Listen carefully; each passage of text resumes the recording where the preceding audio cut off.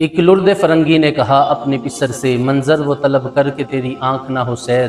سینے میں رہے راز ملوکانہ تو بہتر، محکوم کو تیغوں سے کبھی کرتے نہیں زیر، اور تعلیم کے تیزاب میں ڈال کر اس کی خودی کو، ہو جائے ملائم تو جدھر چاہے اسے پھیر۔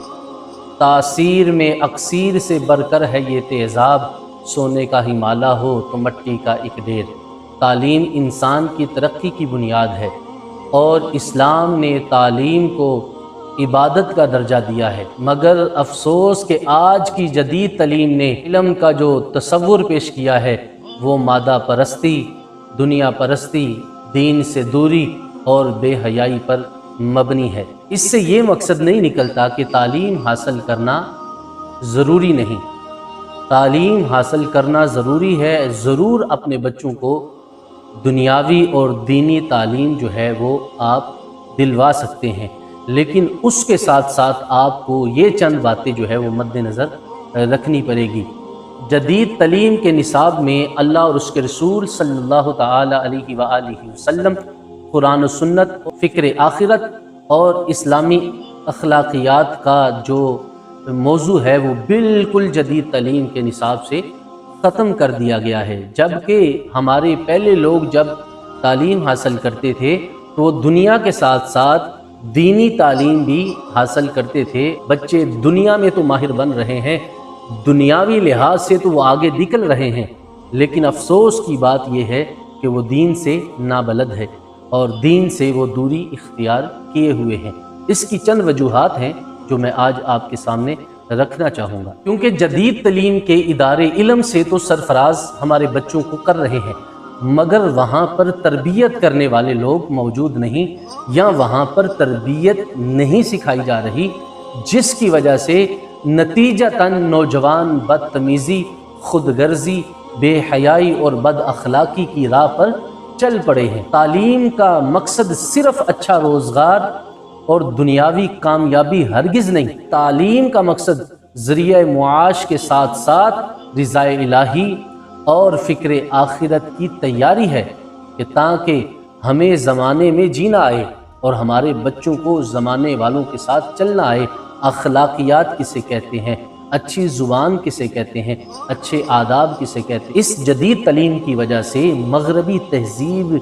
کی محبت ہمارے نوجوانوں کے دلوں میں پیدا ہو گئی، اور دینی ثقافت سے وہ دور تر دور ہوتے چلے گئے، کیونکہ ہم نے اپنے بچوں کی تعلیم کے ساتھ ساتھ ہم نے قرآن و سنت یا احادیث رسول صلی اللہ علیہ وسلم یا اپنے اسلامی نظریات یا اپنے اسلامی کلچر کو پروموٹ نہیں کیا، جس کی وجہ سے آج یہ معاملات دیکھنے پڑ رہے ہیں۔ پیغام یہ ہے کہ خود بھی تعلیم حاصل کریں اور اپنے بچوں کو بھی تعلیم حاصل کروائیں، مگر یاد رکھیے ساتھ ساتھ آپ نے اپنے بچوں کو یہ نصیحت کرنی ہے کہ دین کا علم بھی ساتھ ساتھ سیکھنا ہے، اور دینی لوگوں کی مجلسوں میں بھی بیٹھنا ہے، اور ساتھ ساتھ دینی کلچر کو بھی ہم نے فروغ دینا ہے۔ اقبال نے یہاں پر وہ نظم لکھی، میں آپ کو وہ سنانا چاہوں گا۔ اقبال نے کہا کہ ایک لرد فرنگی نے کہا اپنے پسر سے، منظر وہ طلب کر کے تیری آنکھ نہ ہو سیر، سینے میں رہے راز ملوکانہ تو بہتر، محکوموں کو تیغوں سے کبھی کرتے نہیں زیر، اور تعلیم کے تیزاب میں ڈال کر اس کی خودی کو، ہو جائے ملائم تو جدھر چاہے اسے پھیر۔ اقبال نے کہا کہ ایک انگریز نے اپنے بچے کو نصیحت کی کہ بیٹا،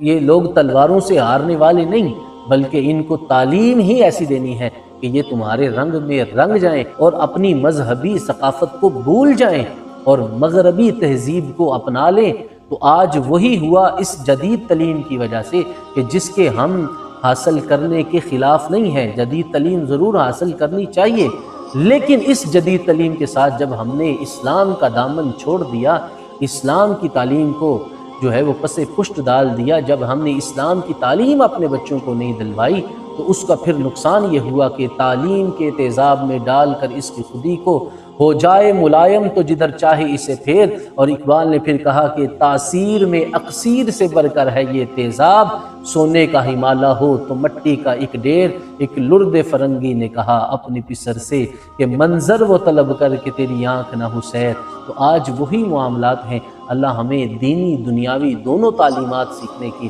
توفیق عطا فرمائے۔